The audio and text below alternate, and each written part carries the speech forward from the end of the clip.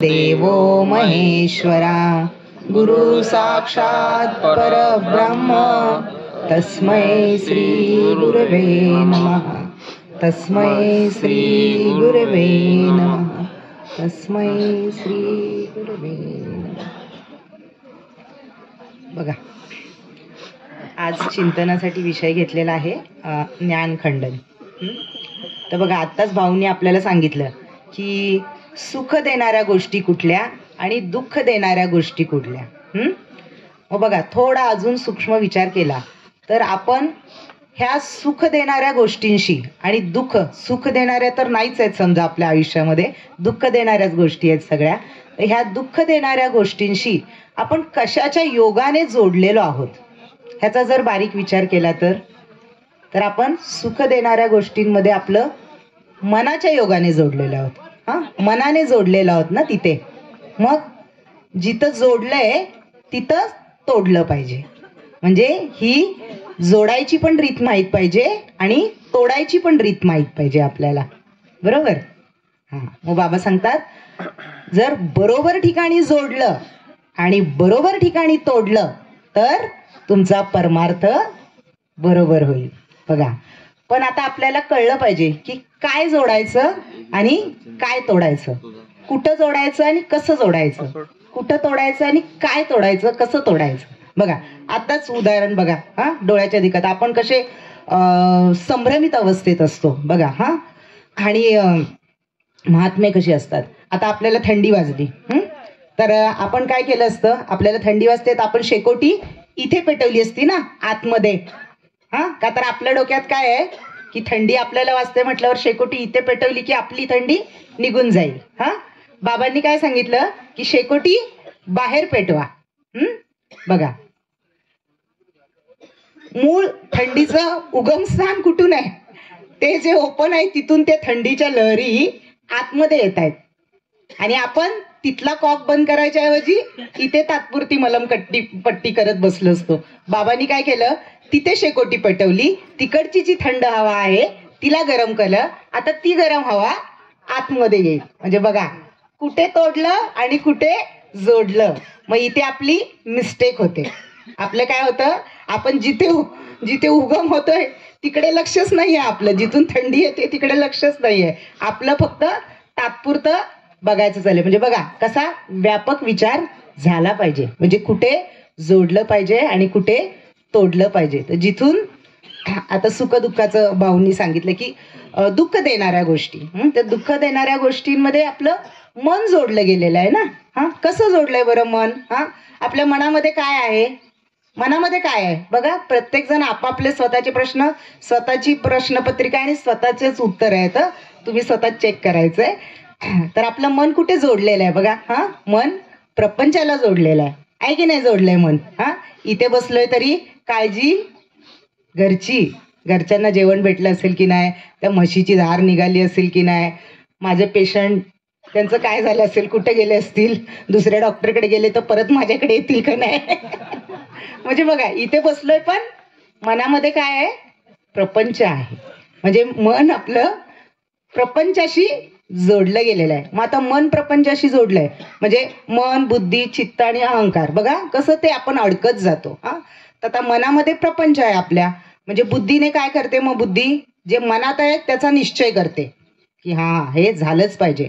आता मनामध्ये आपल्या प्रपंच आहे, म्हणजे बुद्धी पण निश्चय प्रपंचाच्या करते आणि जे सगळं आहे ते कार्य करण्याची जी वृत्ती आहे, प्रवृत्ती आहे, ती चित्तामध्ये प्रापंचिक गोष्टींची येते, भौतिक गोष्टींची येते. म्हणजे चित्त मग आपलं प्रापंचिक गोष्टीने भरतं आणि मग ते आदेश देतं कुणाला, ह्या ज्ञानेंद्रियांना, पंच ज्ञानेंद्रियांना आणि कर्मेंद्रियांना. म्हणजे शरीराला आदेश देतं, कृती करायला लावतं आणि मग त्याप्रमाणे आपण कृती करतो आणि मग त्या कृतीतून प्रापंचिक गोष्टी होतात किंवा जे काय भौतिक सुखासाठी जी धडपड आहे ती होते. आणि त्याच्यातून निर्माण काय होतं, मन, बुद्धी, चित्त, अहंकार निर्माण काय होतं. प्रापंचिक गोष्ट केल्यावर एखादी गोष्ट जर मी बंगला विकत घेतला, गाडी विकत घेतली तर माझं आहे, त्याच्यावर माझा अधिकार निर्माण होतो.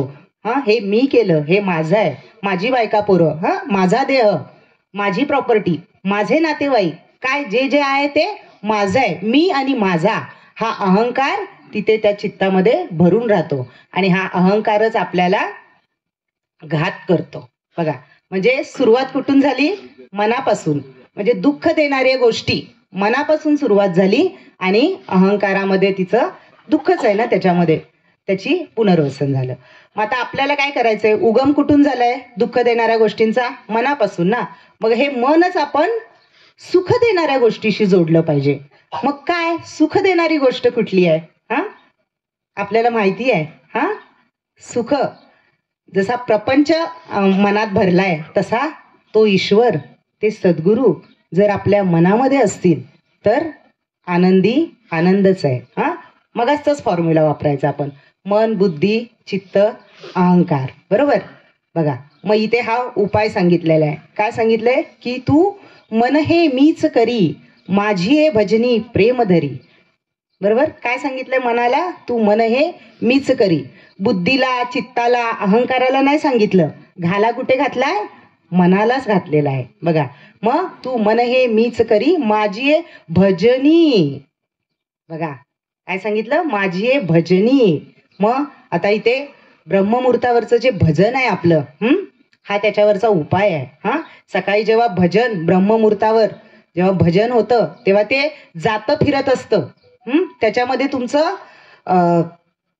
प्रारब्ध आहे ते तर भरडलं जातच जातं. हा, पण कर्माचं चाललंय आपलं, भरडलं जातच जातं. पण सकाळी जेव्हा आपण उठतो तेव्हा पहिलं माइंड आपलं काय करतं? दिवसभराचा एक प्रोग्राम तयार करतं. आणि आपल्या मनाने प्रोग्राम तयार करायचा म्हणजे आपण काय करणार? आज काय करायचंय, ह्याच्यासाठी काय करायचंय, पहिलं सकाळ संध्याकाळ जेवायला काय करायचं, म्हणजे हायच ते. मग काय जी आपली कामं असतील मुलांसाठी वगैरे ते सगळं आपलं दिवसभराचा प्रोग्राम डाटा तयार करतं आणि त्याच्याप्रमाणे मग आपलं इंद्रिय कामाला लागतात ना दिवसभर. मी सांगितलं ना आता, मन, बुद्धी, चित्त निश्चय होतो सकाळचा, मग इंद्रिय कामाला लागतात आणि संध्याकाळी झोपताना आज मी हे केलं आणि असं म्हणून झोपा. सकाळी उठल्यावर पुन्हा तेच चालू. तर मग हे जे सकाळचं आहे ना, हे जर आपण मन भजनाला लावलं तर आपोआप ते जातं फिरतं आणि हा जो दिवसभराचा प्रोग्राम तिथे तयारच होत नाही ना. मनामध्ये हे विचार येतात का? मग जर सकाळचं भजन झालं तर दिवसभर प्रत्येक श्वासाला तो भजनाचा अनाहत नाद आपल्या आतमध्ये सतत घुमत असतो.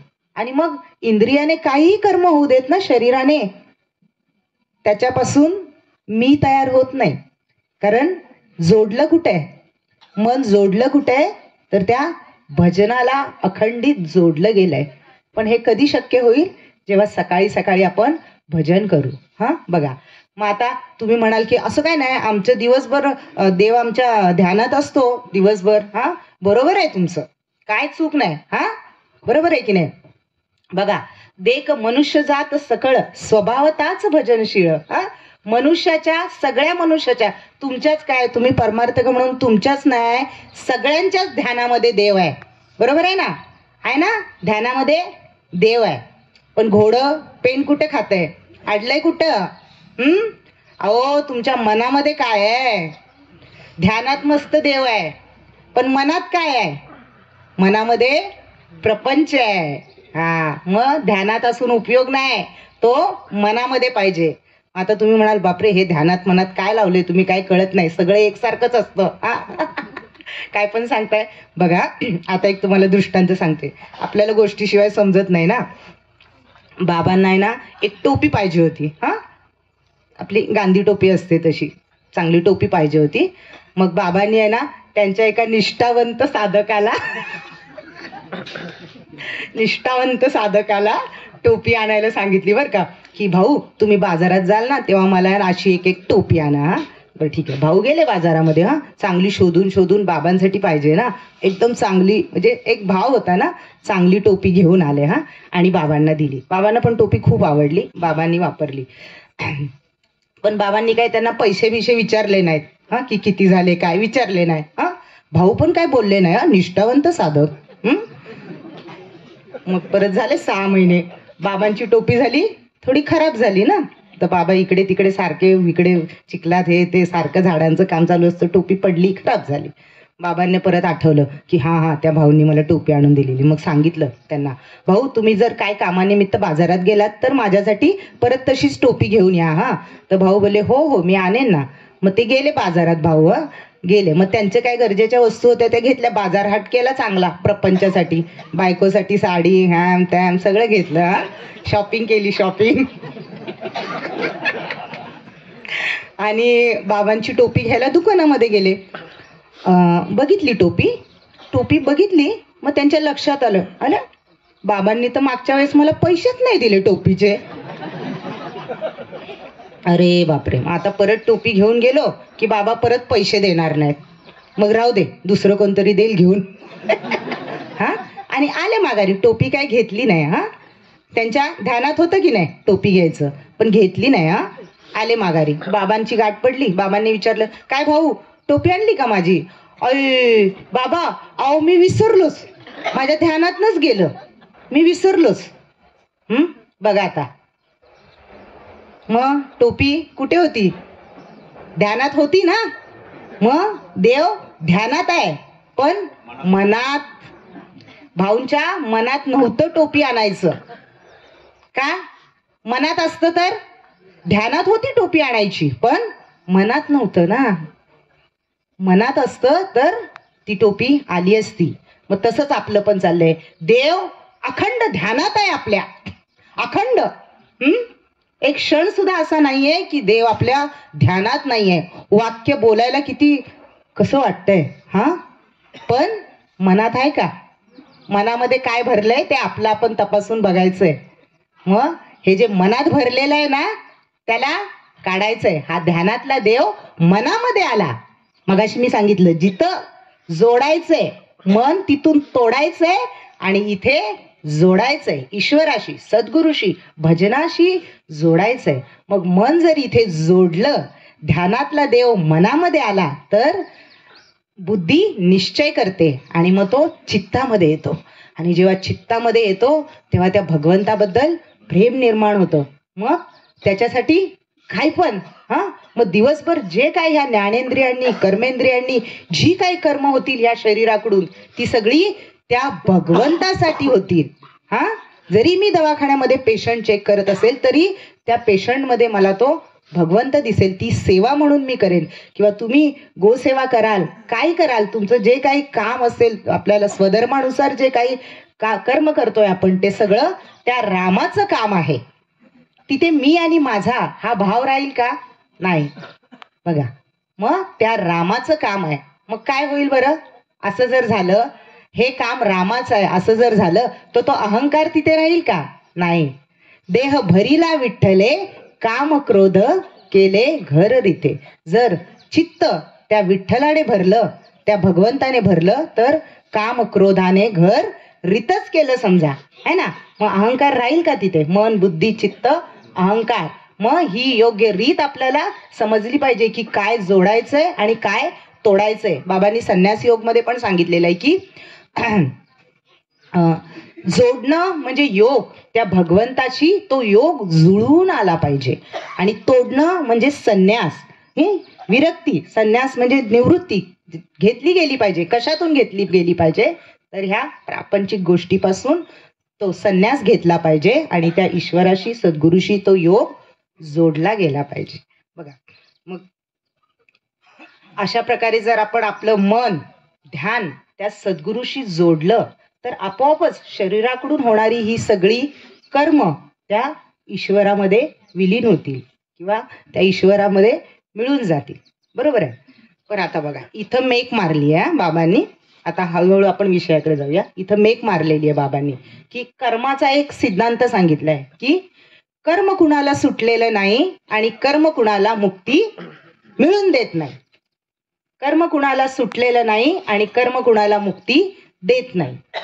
बसा मग आता काय करायचं? कर्मच करायचं नाही, चालेल ना? कर्म मुक्ती देत नाही ना, मग कर्मच नाही करायचं, चालेल का? असं एक क्षणही असं जाणार नाही की आपण कर्म न करता एक क्षणही जाणार नाही. आपण जन्माला आलोय म्हणजे कर्म, प्रारब्ध कर्म घेऊन आलेलो आहे. शेवटच्या श्वासापर्यंत कर्म चालूच राहणार आहे. जोवर शरीर आहे तोवर कर्म चालूच राहणार आहे. मग आता कसं करायचं? कर्म कुणाला मुक्ती देत नाही आणि कर्म सुटणार नाही. सुटणार नाही हे तर नक्की झालं आणि मुक्ती देत नाही हे तर ठाम आहे. हा, मग आता पहिले आपण ही मुक्तीची कल्पना बाजूला काढूया. मुक्ती, हा, मुक्तीची गरज आहे. आपण जन्माला आलोच कशाला? तुम्ही वाक्य सांगितलंय बाबा की जन्माला आलोच कशाला आपण? तर मुक्तीसाठी धडपड चालली आहे ना आपली.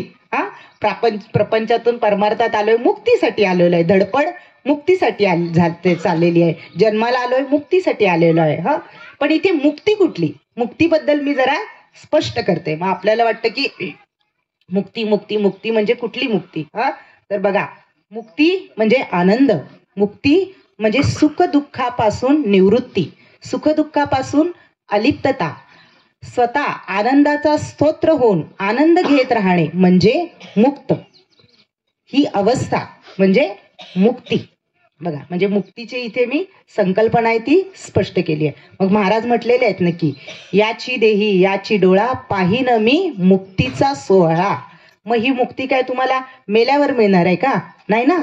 याची डोळा याची देहा ना, म्हणजे जिवंतपणीच हा मुक्तीचा सोहळा आपल्याला अनुभवायचा आहे. मग कसा अनुभवायचा आहे?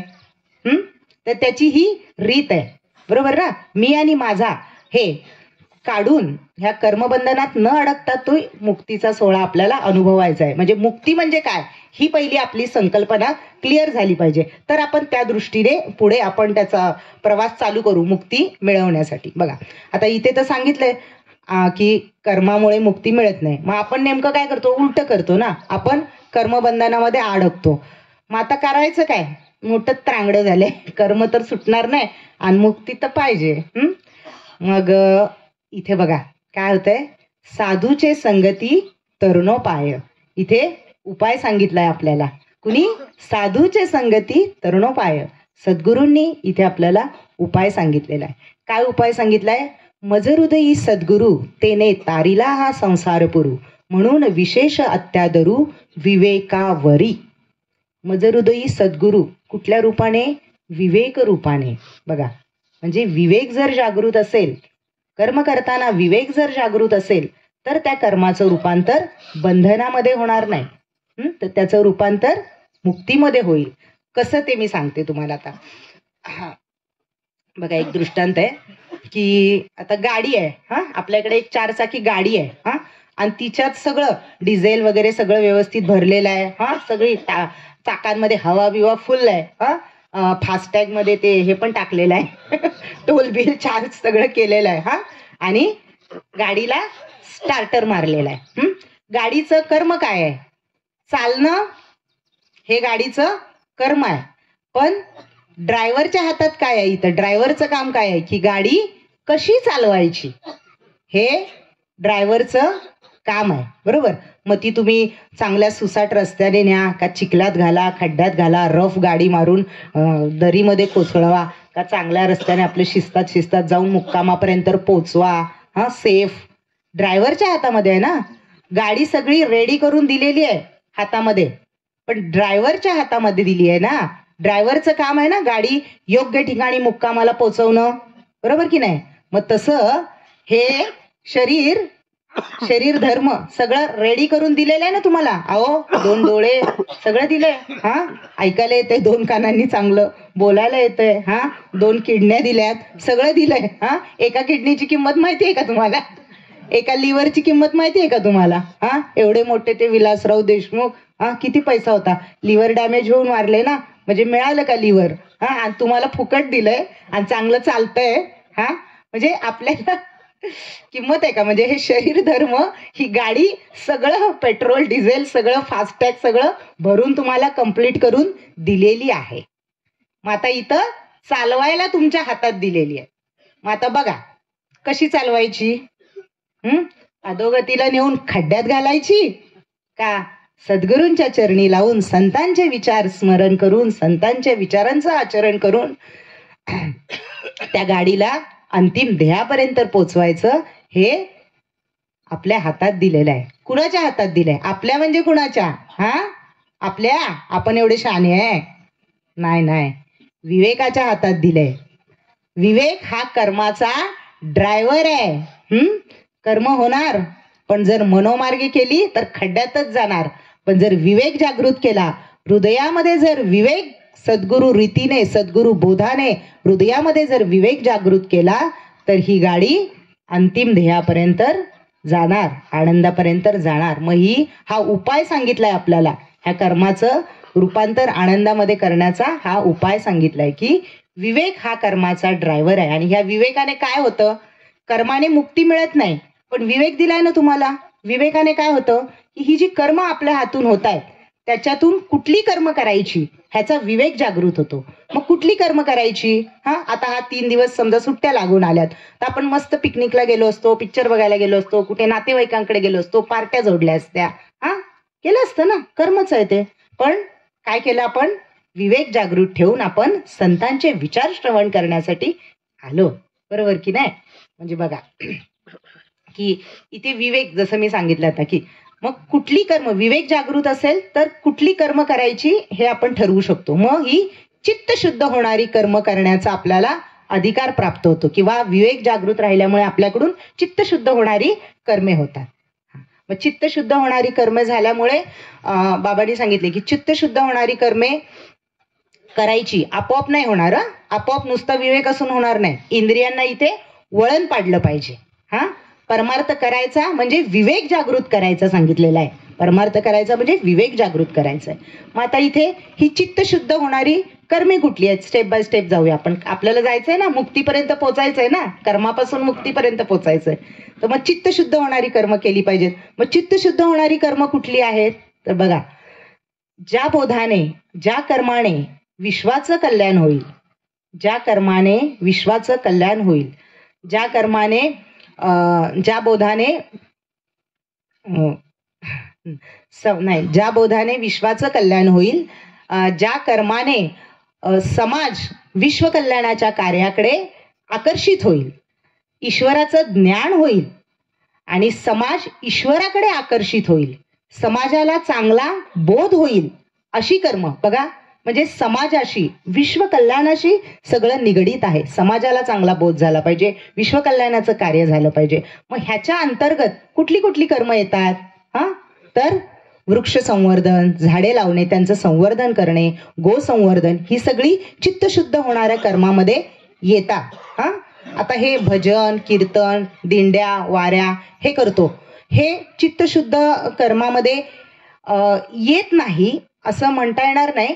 पण जर आपला भाव काय आहे, आता मी इथे व्यासपीठावर बसलेली आहे, प्रवचन कीर्तन जे काय करत आहे, पण नुसतं व्यासपीठावर बसून जर मी सांगतेय आणि माझ्या आचरणामध्ये नसेल, तर समाजाला त्याचा बोध होईल का, समाजात काही परिवर्तन होईल का, समाज ईश्वराकडे आकृष्ट होईल का, नाही. काहीतरी नुसतं आपलं त्यांचं मनोरंजन होईल, मग ते चित्तशुद्ध होणारं कर्म होईल का, नाही.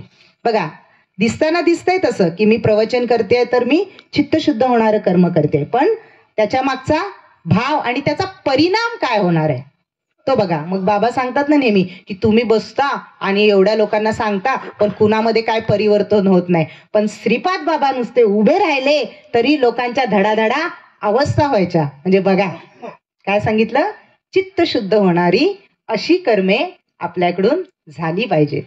मग ह्या चित्तशुद्ध होणाऱ्या कर्माचा परिणाम काय होतो, कर्म तर कळली आपल्याला, आता मुक्तीकडे जायचंय.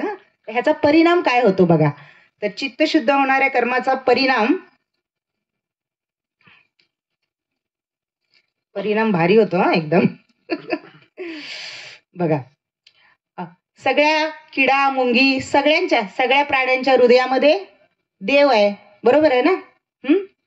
मग पण त्यांना तो विनियोग आहे का, भगवंताला चित्तशुद्ध कर्म करण्याचा विनियोग आहे का त्या प्राण्यांना, किडा मुंगीला वाटलं काय करावं तर नाही ना, तो विनियोग नाहीये. मग मनुष्याला फक्त अशी बुद्धी दिली आहे की त्या बुद्धीच्या योगाने तो विनियोग साध्य करू शकतो आणि ही चित्तशुद्ध होणारी कर्मे तो करू शकतो.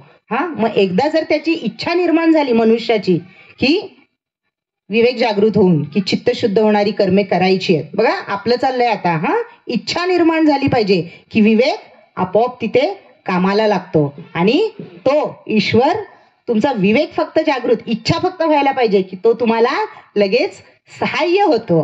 कितीतरी वेळा आपण उदाहरण बघतो ना, बाबा सांगतात की नाही, आणि आपण पण किती वेळा प्रत्यक्ष अनुभव आलाय की नुसती इच्छा पाहिजे. काल भाऊंनी पण सांगितलं, नुसती इच्छा पाहिजे की चित्तशुद्ध होणारी कर्म करण्याची, विश्वकल्याणाची इच्छा पाहिजे की तो भरभरून भरभरून अनपेक्षितपणे मदत करतो. मग फक्त सांगितलं की तुमची इच्छा पाहिजे, तो लगेच धावून येतो. म्हणजे ह्याचा परिणाम काय होतो चित्तशुद्ध होणाऱ्याचा, की हृदयात असणारा देव काय होतं, आपोआपच आपली कर्मेंद्रिय ज्ञानेंद्रिय ते कर्म करायला लागतात ना, आणि तो हृदयात असणारा देव चित्तशुद्ध होणाऱ्या कर्मामुळे चित्तामध्ये येतो. मग तो एकदा चित्तात आला की कसं असतंय, मग एखादी व्यक्ती आपल्या चित्तात आली की तिच्यासाठी काय पण बघा, चित्तात आलं की प्रेम निर्माण होतं ना.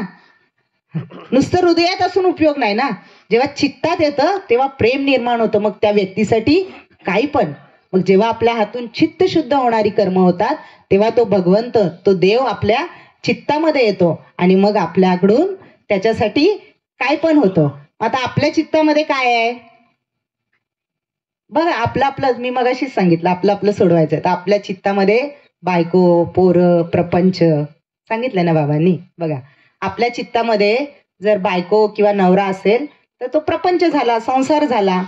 आपल्या चित्तामध्ये जर गाई म्हशी असतील तर तो गोटा झाला, आणि आपल्या चित्तामध्ये जर पेशंट असतील तर तो दवाखाना झाला. आपल्या चित्तामध्ये जर पैसा असेल हे मिळवायचं तर ती काय झाली, बँक झाली. मग आणि जर आपल्या चित्तामध्ये देव असेल, आपल्या चित्तामध्ये जर देव असेल तर काय झालं, मंदिर झालं. बघा, अहो मन असं आहे की त्यात भरपूर भरलंय, तेच सगळं काढायचंय, एकाने भरायचंय. एकाने भरायचं. बघा, मग असा हृदयातला देव जेव्हा चित्तात येतो तेव्हा प्रेम निर्माण होतो. मग त्या चित्तात असणाऱ्या देवासाठी सैराट होतो आपण, है ना. तुझ्यासाठी काय पण प्रेमामध्ये सैराट होतो. आणि असं सैराट झाल्यावर काय अवस्था होते, पळून जातोय ना. प्रेमात सैराट झाल्यावर कुठनं पळून जातोय. अहो घरातनं बघावं तेव्हा पांडव गड्यावर, घरातनं बघावं तेव्हा सीताबावर, घरातनं बघावं तेव्हा बोप देव बेटाच होतंय की नाही हो. हा म्हणतो की नाही आपण, प्रेमात आंधळे होतात. सद्गुरु प्रेमात एवढे आंधळे झालेत. काय आंधळे झालेत, अहो संसार दिसे ना त्यांना, संसार दिसे ना. बरोबर आहे की नाही, आहे की नाही अनुभव. मग असा हा परिणाम काय सांगितलं मी, चित्त शुद्ध होणार आहे ना. जेव्हापासून डोंगरावर जायला लागले तेव्हापासूनच होत आहे ना असं. का आधी नुसतं भजन कीर्तन ऐकून होत होतं का. मग चित्त शुद्ध होणाऱ्या कर्मामुळे माझा नामा वेडा केला.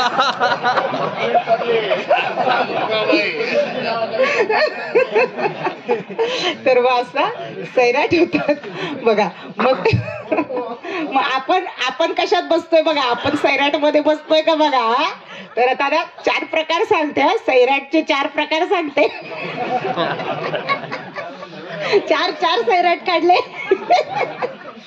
बघा, पहिला एकच माहित होता. तर साधकांचे 4 प्रकार आहेत बघा. एक उत्तम साधक, 2 मध्यम साधक, 3 कनिष्ठ साधक आणि 4 दुष्ट साधक. साधकच आहेत सगळे, सैराट झालेलेच आहेत. पण बघा, जो उत्तम आपण कशात बसतोय साठी सांगते, इकडे तिकडे बघू नका कुणाकडे. तर जो उत्तम साधक आहे ना, तो कसा असतो माहितीये का, की सद्गुरूंनी काय सांगायच्या आधीच त्यांच्या मनातला भाव ओळखून कार्याला लागतो. बघा, त्यांना त्या साधकाला काय सांगायची गरज नाही. त्यांनी वाचेने सांगायच्या आधीच त्यांच्या मनातला भाव ओळखून कार्याला लागतो. तो उत्तम साधक, आणि तो मुक्तीला लागतो बर का. दुसरा साधक सांगितलाय मध्यम साधक. तो काय असतो, ऐकतो सगळं, पण जेव्हा सद्गुरू सांगतील की भाऊ हे करा, तेव्हा तो करतो. करतो, मनोभावे करतो. पण त्याला सद्गुरूच्या मनातला भाव जाणता येत नाही. हा, जेव्हा सद्गुरू सांगतात तेव्हा तो ती गोष्ट करतो. करतो मात्र. तो झाला मध्यम. तर तिसरा कनिष्ठ, सगळ्या कार्यक्रमांना हजर. सगळी प्रवचन, सगळं कीर्तन बिर्तन ऐकणार. बाबा काय सांगतायत ते सगळं ऐकणार, पण करणार काहीच नाही.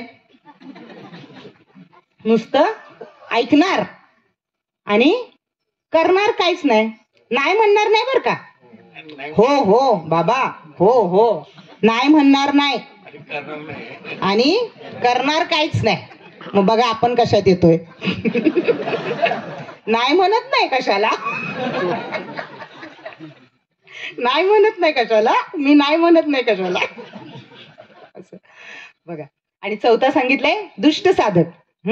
बघा आता साधक पण म्हटलंय आणि दुष्ट पण म्हटलंय. म्हणजे बघा साधकाबद्दल आपली कल्पना काय आहे. साधक म्हणजे उच्च कोटीचा भाव आहे तो. आणि त्याला दुष्ट म्हटलेलं आहे. कुठल्या साधकाला दुष्ट म्हटलंय, तर जो सद्गुरूंची आज्ञा तर ऐकत नाहीच, पण सद्गुरूंच्या विचारांना नावं ठेवतो. महापाप. सद्गुरूंच्या विचारांना नावं ठेवतो. सद्गुरू जे सांगतील त्याच्या विपरीत आचरण करतो, तो दुष्ट साधक. अजून बरंच काय काय सांगितलंय दुष्टाबद्दल बाबांनी. मग हा जो दुष्ट साधक असतो, तो साधक कसं म्हणणार आपण त्याला, तो बद्धावस्थेतच जातो. म्हणजे बघा जे आपण म्हणतो ना, आम्हाला का आनंद मिळत नाही, आम्हाला का अजून हे होत नाही, तर जरा विचार करा ह्या 4 अवस्थांवर, की आपण ह्याच्यापैकी कुठल्या साधक अवस्थेमध्ये आहोत की ज्याच्यामुळे आपण बद्ध होतोय. तो मुक्तीतला आनंद आपल्याला मिळत नाहीये. बघा आता असे हे प्रकार सांगितलेले आहेत. तर आपलं आपण बघायचंय की आपण कशामध्ये मोडतोय. बघा आता सद्गुरूंचं ह्याच्यात महात्म्यांचं काय ह्याच्यामध्ये रोल आहे का हो. माऊलीने याला म्हटलंय, अचाचं चुकून नाव जरी तोंडात आलं, हो हो, अमात्य वगैरे म्हटलेले, चुकून नाव जरी आलं त्याचं प्रायश्चित करायला उत्तम साधकाची साधना करावी. बरोबर आहे. उत्तम साधकाची साधना करावी. बरोबर. चुकून नाव आलं तरी ते महापाप आहे. महापाप आहे. बरोबर आहे. बाबांनी उदाहरण दिलेलं आहे की श्रीपाद बाबांच्या जे बरेच म्हणजे नंतरचे जे साधक, आता म्हणता येणार नाही ह्याच्यानुसार, दुष्ट साधकच म्हणता येईल कदाचित, की जे सैराट 2 वरून तर दाखवतात एकदम सैराट आहे असे, पण जे श्रीपाद बाबांना जे जमलं नाही ते आम्ही करून दाखवलं.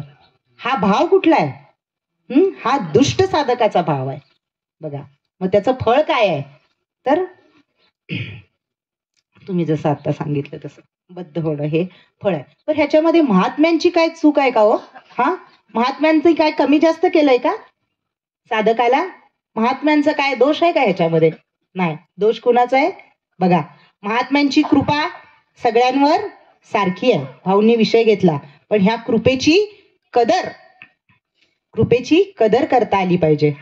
महात्म्यांच्या प्रेमाची कदर करता आली पाहिजे. नवऱ्याचं बायकोवर प्रेम असतं, पण त्या बायकोने पण प्रेमाची कदर केली तर संसार होईल, नाहीतर काही नाही होणार ना. जसं त्यांनी मगाशी दृष्टांत दिला, ते फळ प्रेमाच्या बायकोला दिलं, पण तिने कदर केली का. नाही, दुसऱ्याला दिलं. तसं सद्गुरूंच्या प्रेमाची कृपेची कदर पाहिजे. सद्गुरू कृपा सगळ्यांवर सारखी करतात. बघा सूर्य उगवतो, सगळ्यांना प्रकाश देतो ना. का कोण त्याची पूजा करत नाही म्हणून त्याला देत नाही, कोण वाईट कर्म करतोय म्हणून त्याला देत नाही, नाही ना. सूर्य उगवलाय, आणि जर आपण सूर्यप्रकाशात बसलो तर विटॅमिन डी काय मला एकटीला मिळणार आहे का.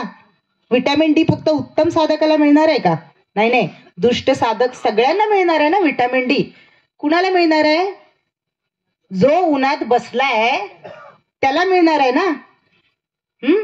सूर्य उगवलाय आणि मी जर घरात बसले, सूर्यप्रकाशात नाही बसले, तर मला विटॅमिन डी मिळणार नाही. मग इथे सूर्य उगवलाय, कृपा वर्षाव चालू आहे.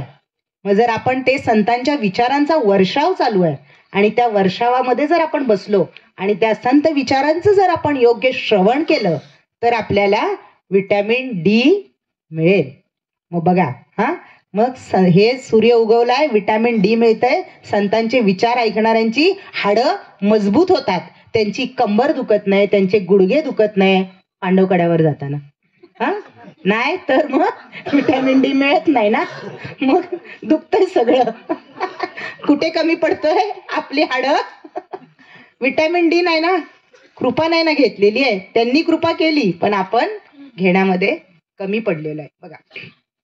तर जेव्हा मग असा हृदयातला देव, चित्तशुद्ध होणाऱ्या कर्मामुळे हृदयातला देव चित्तामध्ये येतो, तेव्हा मग आपल्याला त्याच्यासाठी काय पण, आणि मग तो शाश्वत आनंद मिळतो.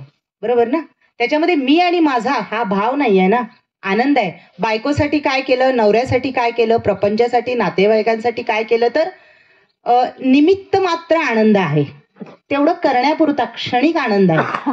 पण त्या ईश्वरासाठी काय केलं तर तिथे शाश्वत आनंद आहे. त्याला काय नश्वरता नाहीये, कारण अखंड आहे ना तिथे. मी माझा काय केलं असा काय भाव नाहीये.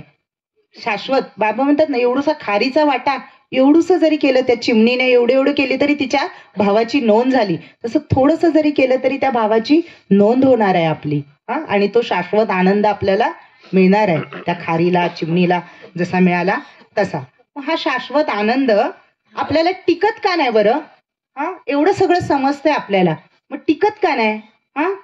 तर आपल्याला अनेक जन्मांचे कुसंस्कार झालेले आहेत ना, लेपन झालंय, वज्रलेप झालाय ना. वज्रलेप होणे अभक्तासी झालेला आहे ना, आपल्याला वज्रलेप झालेला आहे बघा. आता बाबा एक हे देते तुम्हाला दृष्टांत. आपले ठिकठिकाणी कार्यक्रम होतात की नाही, मेळावे. तर आणि आपण आता गावच्या ठिकाणी राहतो, आपली गावाला घर आहेत, सगळं आहे. तर बाहेर अंगणामध्ये पाणी तापवायला ते भांडे ठेवलेलं असतंय ना, टोप पातेलं ठेवलेलं असतंय. ठेवलेलं आहे ना, वर्षानुवर्ष काय पिढ्यानं पिढ्या काय काय घरांमध्ये. मी लहानपणी होते तेव्हापासून मी माझ्या लगेच डोळ्यापुढे आलं ते पातेलं, ती कोपऱ्यात चूल आणि त्याच्यावर पातेलं. खरंच आमच्या अंगणामध्ये पिढ्यानं पिढ्या, म्हणजे माझ्या आजोबा, बाबा, मी, आता आम्ही गेलो तरी स्वराबिरा हाय, त्यातच आंघोळ चालू आहे. हाय ना, प्रत्येकाकडे असणार आहे बघा, आहे की नाही? मग असं ते पाणी तापवायला भांडे ठेवलेलं आहे की नाही, पिढ्याने पिढ्या चालू आहे. त्याला किती किटाण चढलंय.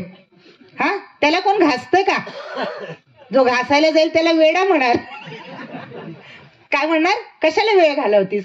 त्याचं काय काम आहे? नुसतं पाणी तापवायचं, बाजूला बसायचं.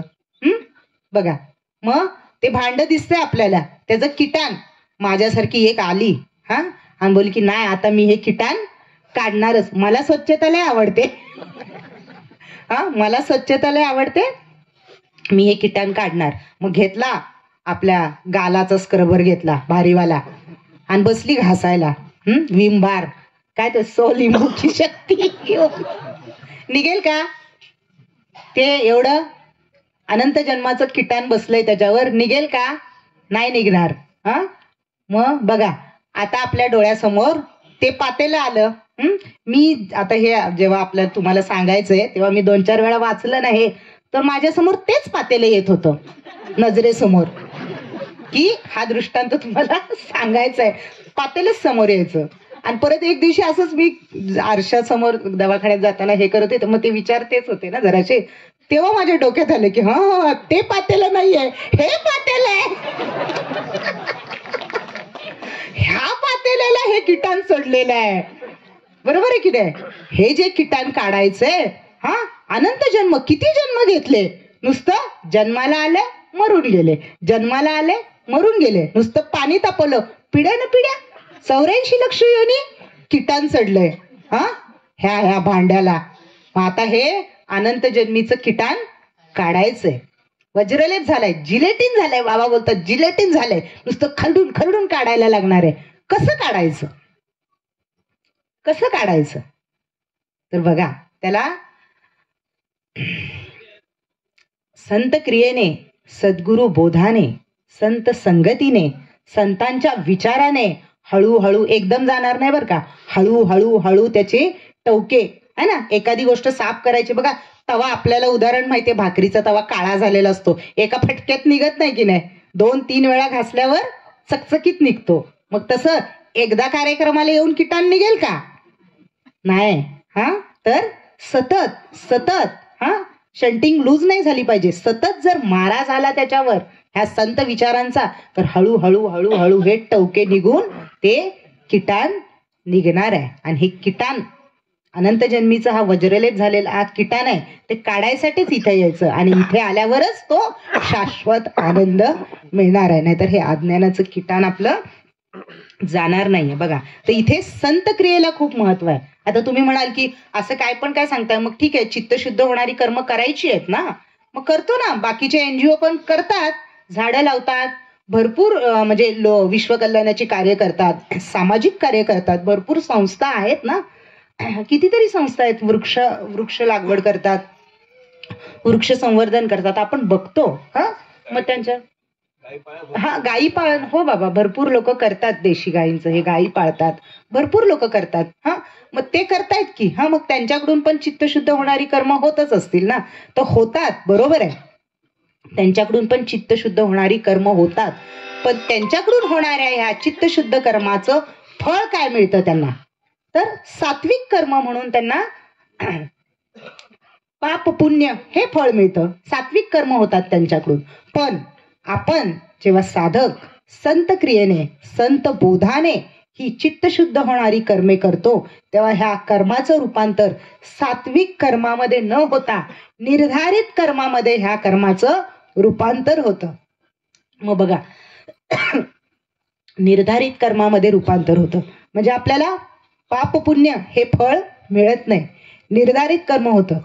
मग बाबा सांगतात की निर्धारित कर्माचं पण फळ आहे, फळ नाही असं नाही, निर्धारित कर्माचं पण फळ आहे. पण निर्धारित कर्माचं फळ काय आहे,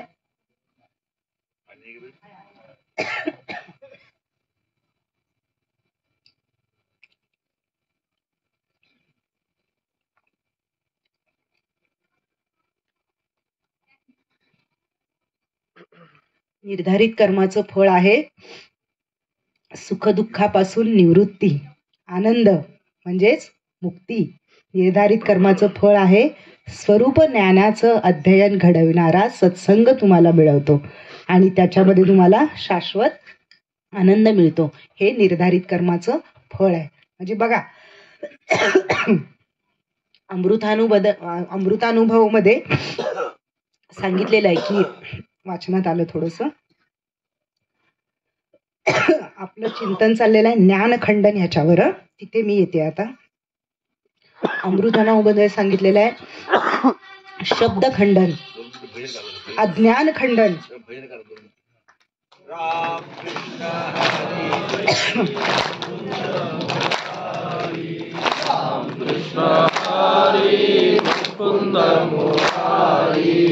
आहे शब्दखंडन, अज्ञानखंडन आणि त्याच्या पुढे ज्ञानखंडन. पण अज्ञान आणि ज्ञानाच्या मध्ये हा जो कर्माचा विषय सांगितलेला आहे बाबांनी, तर ही नवीन संकल्पना मांडली की कर्मखंडन. बघा, सुरुवातीला काय सांगितलं की कर्म कुणाला सुटलेलं नाही, कर्म कुणाला चुकलेलं नाही आणि कर्ममुक्ती मिळवून देत नाही. मग इथे कर्माचं खंडन केलेलं आहे. म्हणजे काय, कर्म सोडून दिलंय का, कर्म बाद केलंय का, नाही ना. जसं सांगितलं तसं प्रत्येक श्वासाला कर्म होणार आहे, पण मुक्ती तर मिळवायची आहे. मग काय रीती वापरली, तर संत क्रियेने, संत बोधाने ह्या कर्माचं रूपांतर निर्धारित कर्मामध्ये करून आपण सुखदुःखापासून अलिप्तता साधली, म्हणजे मुक्तीची संकल्पना आधी स्पष्ट केली, मुक्ती प्राप्त केली. म्हणजे जो कर्मांचा सिद्धांत आहे त्याला आपण छेद दिला, इथे कर्माचं खंडन केलं. म्हणजे कर्म सोडलं का, करायचं सोडलं का, बाद केलं का, नाही, तर कर्म केलं, पण संत रीतीने त्या कर्माचं रूपांतर निर्धारित कर्मामध्ये करून आपण ती मुक्ती प्राप्त केली. ह्याला म्हणायचं कर्मखंडन. मग तसंच ज्ञानखंडन. बघा, आता इथे ज्ञानखंडन हा शब्द ऐकल्यावर आपल्याला वाटतं की आता ज्ञानाला काय नावं ठेवतात का, ज्ञानाला कमी लेखतात का वगैरे. पण तसं नाहीये. ज्ञानाचं काय हे आहे बघा, की केवळ ज्ञानाने मुक्ती मिळत नाही, तर भक्तीने मुक्ती मिळते. बघा, ज्ञानाचा सिद्धांत मगाशी कर्माचा सांगितला, आता ज्ञानाचा सांगितला. केवळ ज्ञानाने मुक्ती मिळत नाही, तर भक्तीने मुक्ती मिळते. म्हणजे ज्ञान पाहिजेच, पुढे बाबांनी लगेच सांगितलेले की ज्ञानाशिवाय भक्ती होत नाही व ज्ञान सोडून भक्ती झाली पाहिजे. बघा, जरा समजायला अवघड आहे, पण आपण थोडं लक्ष दिलं की लगेच समजणार आपल्याला. केवळ ज्ञानाने मुक्ती मिळत नाही, तर भक्तीने मुक्ती मिळते. म्हणजे फक्त ज्ञानाने मुक्ती मिळत नाही, तर ज्ञान आणि मुक्ती ह्याच्यामध्ये काय पाहिजे? भक्ती पाहिजे.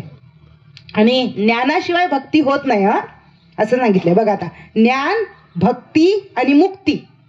ज्ञान, भक्ती आणि मुक्ती. ज्ञानाशिवाय भक्ती होत नाही आणि भक्तीशिवाय मुक्ती मिळत नाही. पण मध्ये काय मांडलंय अजून बाबांनी की ज्ञानाशिवाय भक्ती होत नाही, बरोबर आहे, पण ज्ञान सोडून भक्ती झाली पाहिजे तर मुक्ती मिळेल. जर ज्ञान धरून भक्ती झाली ना, ज्ञानाला धरून, तर मुक्ती मिळणार नाही. बघा काय मेक मारली आहे इथे. हा, काय सांगितलंय? भक्ती. बघा आता इथे काय सांगितलंय? भक्त आणि भक्ती. हा, देव कशाला भुलतो? ज्ञानाला भुलतो काय? भक्तीला भुलतो का भक्ताला भुलतो? मस्त गोरा गोमटा भक्त आहे म्हणून त्याला भुलला काय देव? कशाला भुलतोय? भक्तीला. मग शबरीच्या काय रूपाला भुलला? तिच्या भावाला भुलला. गवळणींच्या रूपाला भुलला? नाही नाही, त्यांच्या भावाला. काय वाटतं आपल्याला? गवळणी काय अशा एकदम सुंदर होत्या? आपल्या डोळ्यासमोर तसंच येतं ना. अहो, कशा पण जाड्या भरड्या वयस्कर वगैरे असतील ना, मग म्हाताऱ्या होत्या. त्यांच्या रूपाला, भक्ताला भुलला का देव? भक्तीला भुललेला आहे देव. हा, मग ज्ञान, भक्ती आणि मुक्ती. बघा, मग इथे ज्ञानाशिवाय भक्ती होत नाही आणि ज्ञान सोडून भक्ती झाली पाहिजे. म्हणजे ज्ञान सोडून भक्ती झाली पाहिजे म्हणजे ज्ञान सुटलं पाहिजे. म्हणजे ज्ञानाचं काय कुठे त्याला मारायचं नाहीये, तोडायचं नाहीये, काय हे करायचं नाही, तर ज्ञान आपोआप सुटलं पाहिजे. ज्ञान आपोआप गळून पडलं पाहिजे. म्हणजे काय गळून पडलं पाहिजे? तर मी गळून पडला पाहिजे. हा जो ज्ञानातला अहंकार आहे ना, तो गळून पडला पाहिजे, तर भक्ती होईल आणि त्याच्यातून मुक्ती साध्य होईल.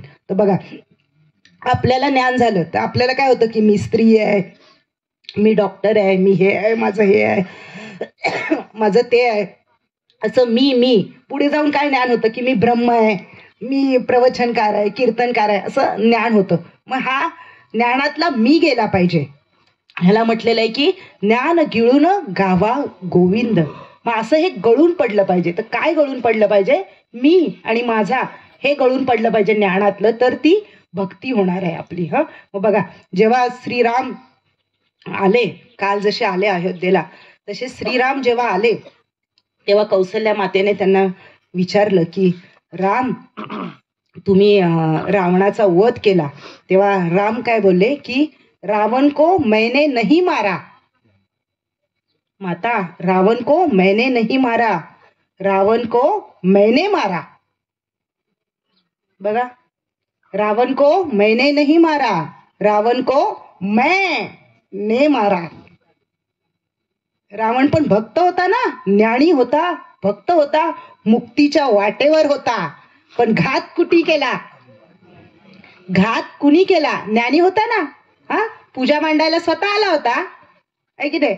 ज्ञानी होता, पण घात कुणी केला त्याचा? मैने. हा जो ज्ञानातला अहंकार आहे, हा, त्या मैने त्याचा घात केला. मग मरणच आहे.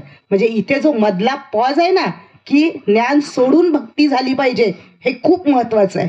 तर तुम्हाला मुक्ती मिळणार आहे, असं हे ज्ञानाचं खंडन झालं पाहिजे. हा ज्ञान गिळुनी गावा गोविंद, असं हे मुक्तीपर्यंत झालं पाहिजे. म्हणजे ज्ञान मुक्ती देत नाही आणि भक्ती मुक्ती देते, पण ज्ञानाशिवाय भक्ती होत नाही, है ना. ज्ञान झालं तरच त्याचं स्वरूप समजतो, तो कसा आहे समजतो, मग आपल्याला भक्ती निर्माण होते, त्याच्याबद्दल प्रेम निर्माण होतं. हा, आणि ते निर्माण झालं की ते ज्ञान सुटलं पाहिजे आणि मुक्ती मिळाली पाहिजे. त्याच्यासाठी थोडी 2-3 उदाहरणं देते मी. थोडासा किचकट विषय आहे, सोपा करून सांगायचा प्रयत्न करते. बाबांचीच उदाहरणं आहेत की कसं ज्ञान गिळून गावा गोविंद झाला पाहिजे, कसं ज्ञानाचं खंडन झालं पाहिजे, कसा हा मी गेला पाहिजे. तर पहिलं उदाहरण दिलंय की औषधाचं. आपण आजारी पडलो, टायफॉइड झाला, 8 दिवसाचा कोर्स इनफ आहे ना. 8 दिवस औषध घेतलं, मात्रा औषधाला म्हणतो ना आपण मात्रा, तेवढी 8 दिवसाची मात्रा काम करते टायफॉइड फिवरवर. त्याच्यानंतर पण जर मी घेतच राहिले किंवा पेशंटला देतच राहिले औषध तर काय होणार? साईड इफेक्ट, विपरीत परिणाम होणार आहे ना. म्हणजे कुठपर्यंत आहे ही मात्रा? आजार बरा करण्यापर्यंत. आजार बरा झाल्यावर औषध सुटलं पाहिजे. तसं भक्ती झाल्यावर हे ज्ञान सुटलं पाहिजे. ज्ञान मात्रा आहे, मात्रा मात्रा आहे, मात्रा. कुठपर्यंत? डोस आहे. कुठपर्यंत? भक्ती प्राप्त होस्तोवर. मग ज्ञान सुटलं पाहिजे तर पुढे मुक्ती, आनंद मिळणार आहे. दुसरं उदाहरण आहे, अवकाशामध्ये आपण उपग्रह सोडतो तेव्हा त्याला अग्निबाण लावतो. तर त्या कक्षेमध्ये जाण्यापुरता तो कार्य करतो. त्या कक्षेत गेल्यावर तो अग्निबाण सुटला पाहिजे आणि तो उपग्रह त्या कक्षेमध्ये फिरतो.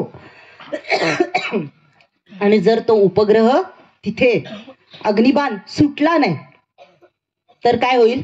उपग्रह सकट अग्निबाण खाली येणार आहे. उपग्रहाने अग्निबाणाला सोडलं पाहिजे, सुटलं पाहिजे. नाहीतर ज्या कार्यासाठी उपग्रह तिथे गेलेला आहे ते कार्य सफल होणार नाही. इथे अग्निबाण सुटला पाहिजे. गरज आहे की नाही, पण अग्निबाणाशिवाय तो उपग्रह वर जाणार नाही. औषधाशिवाय आजार बरा होणार नाही, पण ठराविक ह्याच्यानंतर ते सुटलं पाहिजे. बघा, बोध मुराळी शृंगारीला. एखादी माहेरवाशी नाही आणि माहेराला आली आहे तर तिला सासरी सोडायला मुराळी पाहिजे. कुठपर्यंत पाहिजे मुराळी? तिला सासरी सोडण्यापर्यंत. आणि जर तो मुराळी सासरमध्येच ठाण मांडून राहिला तर आठवडाभर होईल का तिचा संसार? तिचं जे संसाराचं कार्य आहे होईल का? मुराळी 2 दिवसात गेला पाहिजे, मुराळी 2 दिवसात सुटला पाहिजे, नाहीतर तिचा संसार होणार नाही. मग बोध मुराळी, हा बोध हा मुराळी आहे. कुठपर्यंत? भक्तीपर्यंत तुम्हाला पोहोचवण्यासाठी हा बोध मुराळी आहे. तो तिथे गेला की त्याला जरा रिटर्न पाठवलं पाहिजे, नाहीतर आपला संसार नाही होणार देवाबरोबर. बरोबर की नाही? मग आपलं त्या रावणासारखं खंडन असं आहे. बघा पुढचं आहे, बाबा नेहमी सांगतात की आपले हात खराब झालेले आहेत, समजा मातीने कशाने वगैरे घाण झालेले आहेत. खराब म्हणण्यापेक्षा घाण शब्द वापरू आपण. आपले हात घाण झालेले आहेत तर ते आपल्याला धुवायसाठी साबण वापरला पाहिजे. बरोबर, साबण वापरलाच पाहिजे. साबणाशिवाय नाही, निर्जंतुक कसे होणार हो हात? डेटॉल वगैरे वापरलंच पाहिजे ना. Handwash is compulsory for hand washing. साबण वापरलाच पाहिजे आपल्याला. आणि हात धुवून झाल्यावर पाण्याने तो हाताचा साबण पण धुतला पाहिजे ना, का तसाच ठेवायचा? सुटला पाहिजे ना तो साबण, धुतला पाहिजे ना, नाहीतर आधीच्या घाण हातांपेक्षा जास्त डेंजरस. कळतंय का तुम्हाला? डेंजर सगळ्यांमध्ये मी सांगितलं, सुरुवातीच्या अवस्थेपेक्षा जर सुटलं नाही तर जास्त डेंजर होतंय. म्हणून घाण झालेले हात धुवायसाठी साबण लावला पाहिजे आणि तो लावलेला साबण पण धुतला गेला पाहिजे, तर ते कार्य सिद्धीस जाणार आहे. हात स्वच्छ होणार आहेत, नाहीतर अजून बरबटणार आहेत, अजून डेंजर. विचार करा, कशावर चाललंय हे आपलं सगळं? ज्ञान, भक्ती आणि मुक्ती, ज्ञानखंडन. ज्ञान पाहिजे पण भक्ती, त्याच्याशिवाय आपल्याला भक्ती मिळणार नाही. ज्ञानाशिवाय ज्ञानाशिवाय भक्ती मिळणार नाही. आणि भक्ती मिळाली की ज्ञान सोडून भक्ती झाली पाहिजे. मग हे सोडणं काय आहे हे आपल्याला कळलं पाहिजे. तर सोडणं काय आहे तर त्यातला मी, अहंकार. मग आता हे मी ब्रह्म आहे हे सुद्धा ज्ञान आहे ना, हे पण सुटलं पाहिजे. नुसतंच मी देह आहे हे नाही सुटलं पाहिजे, तर मी ब्रह्म आहे हे ज्ञान सुद्धा सुटलं पाहिजे. हा अमृतानुभव आहे. अमृतानुभव सांगितलेलं आहे की मी ब्रह्म आहे असा ज्ञानरूपी दिवस आणि मी देह आहे अशी अज्ञानरूपी रात्र. मी ब्रह्म आहे असा ज्ञानरूपी दिवस आणि मी देह आहे अशी अज्ञानरूपी रात्र. या दोन्हीच नाहीसे करून, या दोन्हीच म्हणजे ह्या दोन्हीतला काय घालवायचं आहे? मी घालवायचं आहे. मीला नाहीसे करू ना या दोन्हीतल्या. हा ज्ञानरूपी सूर्य ज्ञानरूपी आकाशात उगवला आहे. मी देह आहे अशी अन्यथा स्फूर्ती, म्हणजे अज्ञानरूपी स्फूर्ती, काय की मी देह आहे, हा ही स्फूर्ती झाली ना आपल्याला. आणि मी ब्रह्म आहे अशी स्फूर्ती, ही ज्ञानरूपी स्फूर्ती. कुठली? मी देह आहे, मी ब्रह्म आहे, ही ज्ञानरूपी स्फूर्ती. या दोघींची केवळ ज्ञानरूप चैतन्यात, बघा ह्या दोघींची केवळ ज्ञानरूप चैतन्यात निवृत्ती होते. निवृत्ती, मग आता मी सांगितलं की नाही, मुक्ती म्हणजे काय? सुखदुःखापासून निवृत्ती. मी आणि माझं हे जे ज्ञान आणि अज्ञान आहे ह्याच्यातून निवृत्ती होते. ते चैतन्यरूपी शुद्ध बुद्ध ज्ञान, केवळ ज्ञानरूप चैतन्य आपल्या ठिकाणी आपलेपणे असते. कुठलं ज्ञान? तर हे चैतन्य रूप जे ज्ञान आहे ते फक्त आपल्या ठिकाणी आपलेपणे असते, म्हणजे आपलं दुसरं काही नाहीये, फक्त ते चैतन्य रूपी ज्ञान जे आहे ते आपलं आहे. आणि बाबांनी तेच आपल्याला दिलेलं आहे आणि ते अखंड आपल्याजवळ असंच राहावं. पण काय होतं माहितीये का? आपणच झाला, बरोबर आहे. पण नवल अहंकाराची गोटीमध्ये जसं सांगितलंय बाबांनी ना, ते वाचूया एकदा प्रकरण परत. नवल अहंकाराची गोटी, त्याच्यामध्ये सांगितलंय, मगाशी मी जे भांड सांगितलं की नाही तुम्हाला, हा लेप झालाय, जिलेटिन झालाय, तिथे अज्ञानाचा झाला होता. इथे काय होतंय? ज्ञानाचा होतोय. आरशात बघितलं की दिसलं पाहिजे आपल्याला की कसला लेपन झालेलं आहे, कसलं जिलेटिन झालेलं आहे. तर इथे हे ज्ञानाचं जिलेटिन खरडून खरडून काढायचंय.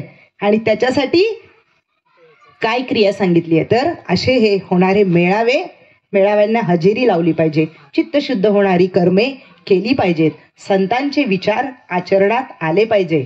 आणि असे जर आपल्याकडून झालं तरच आपण विश्वात्मके मंडळी म्हणून राहू.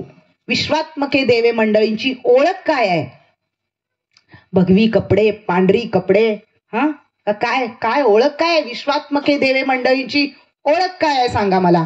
हा कीर्तन करणारे, प्रवचन करणारे, वैष्णव मेळे, दिंड्या करणारे नाही. काय ओळख आहे त्यांची? गोसेवा करणारे, वृक्ष संवर्धन करणारे आणि स्वरूप ज्ञानाचं अध्ययन करणारा, सत्संग संगतीत राहणारे, ही विश्वात्मके देवांची ओळख आहे. आणि जर तुम्हाला स्वतःला विश्वात्मके देवे म्हणून घ्यायचं असेल तर हे आपल्याकडून घडलं गेलं पाहिजे. हा तर बाबा सांगतात की हे चैतन्य रूपी ज्ञान जे आपल्यामध्ये आहे ते पाहिजे. हा ज्ञानाचं खंडन केलं इथे की ज्ञान मी आता सांगितलं, पण त्यातला मी आणि माझं हे नको, पण चैतन्य रूपी ज्ञान जे आपलं आहे आपल्या ठिकाणी ते पाहिजे. कशासाठी? तर बोध करण्यासाठी. मला काहीतरी येतंय किंवा मी झाडे लावली किंवा मी हे आहे ह्याच्यासाठी नाही, तर समाजाला बोध करण्यासाठी. ज्या योगाने समाज विश्वकल्याणाच्या कार्याकडे आकर्षित होईल, ईश्वराकडे आकर्षित होईल, समाजाला ईश्वराबद्दल ज्ञान होईल, हे सांगण्यासाठी हे ज्ञान, बोध करण्यासाठी हे ज्ञान आपल्या ठिकाणी पाहिजे. तर अशा प्रकारे बाबांनी आपल्याला कुठे जोडायचं कुठे तोडायचं असा योग्य परमार्थ सांगितलेला आहे. त्याद्वारे आपण कर्माचं कसं खंडन करून आपल्याला मुक्ती प्राप्त करून दिली आणि ज्ञानाचं खंडन करून आपल्याला ज्ञान, भक्ती आणि मुक्तीपर्यंत पोचवलेला. आणि हा जो मुक्तीचा शाश्वत आनंद सर्व साधकांवर असाच बाबांचा आशीर्वाद राहावो. जय हरी. देव, देश आणि धर्मासाठी विश्वात्मके देवे.